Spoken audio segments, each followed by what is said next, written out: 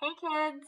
So today I am going to read you another one of my favorite books. It's not a pigeon book, but I do like this one too. It's by Mari Sendak. It's Where the Wild Things Are. The night Max wore his wolf suit and made mischief of one kind. I wonder what mischief means. Think about that in your head. What do you think mischief means? And another. Look at the pictures. Is he being good? Is he being naughty? Is he being like no David? His mother called him Wild Thing, and Max said, "I'll eat you up." So he was sent to bed without eating anything. So maybe mischief isn't a good thing, is it? That very night in Max's room, a forest grew.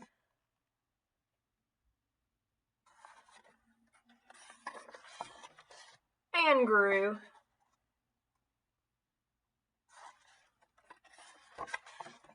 And grew until his ceiling hung with vines and the walls became the world all around.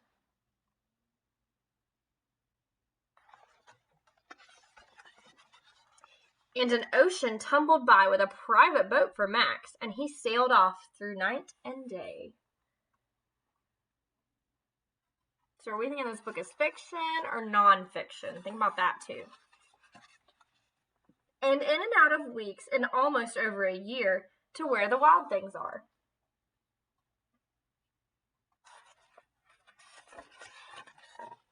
And when he came to the place where the wild things are, they roared their terrible roars and gnashed their terrible teeth and rolled their terrible eyes and showed their terrible claws.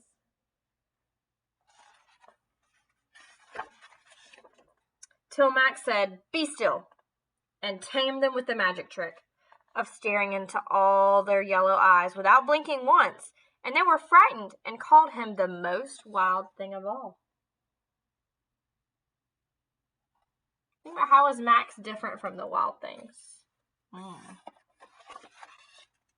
And made him king of all wild things. And now, cried Max, let the wild rumpus start.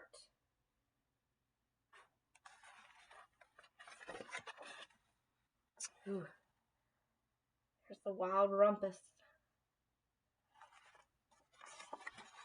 There they are, swinging through the trees. He's riding on the wild things.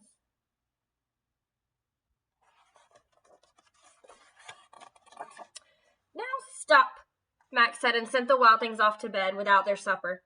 And Max, the king of all wild things, was lonely and wanted to be where someone loved him best of all. Then all around from far away across the world he smelled good things to eat. So he gave up being king of where the wild things are.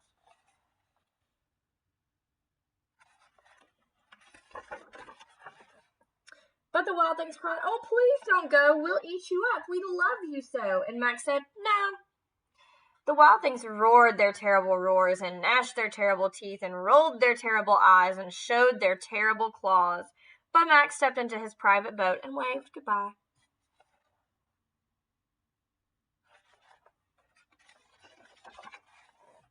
And sailed back over a year and in and out of weeks and through a day.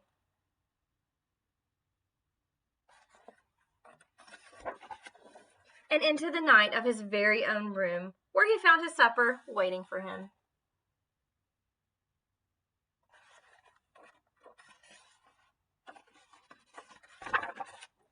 And it was still hot.